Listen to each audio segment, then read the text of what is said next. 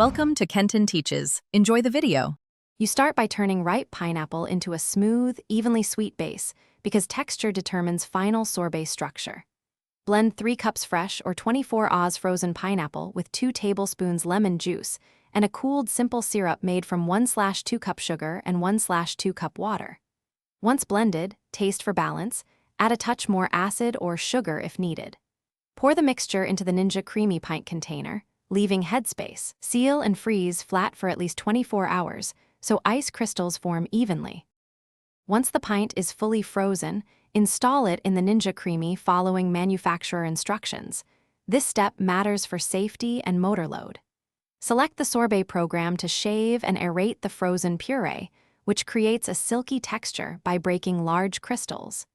If the first cycle yields coarse, crumbly sorbet, use the respin function to further refine. Make incremental adjustments.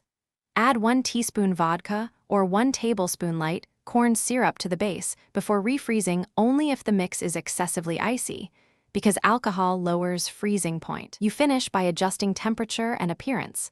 Let the sorbet sit 2 to 3 minutes at room temperature so it becomes scoopable, then stir to homogenize creaminess. Serve immediately with a chilled spoon or transfer to an airtight container, pressing plastic wrap to the surface to minimize freezer burn. If you encounter excessive iciness, troubleshoot. Respin in the Ninja Creami, or gently fold in 1 teaspoon vodka or 1 tablespoon pineapple juice and refreeze briefly. Make sure the original puree concentration was correct to avoid repeat issues. Thanks for watching. Please subscribe if this video was helpful.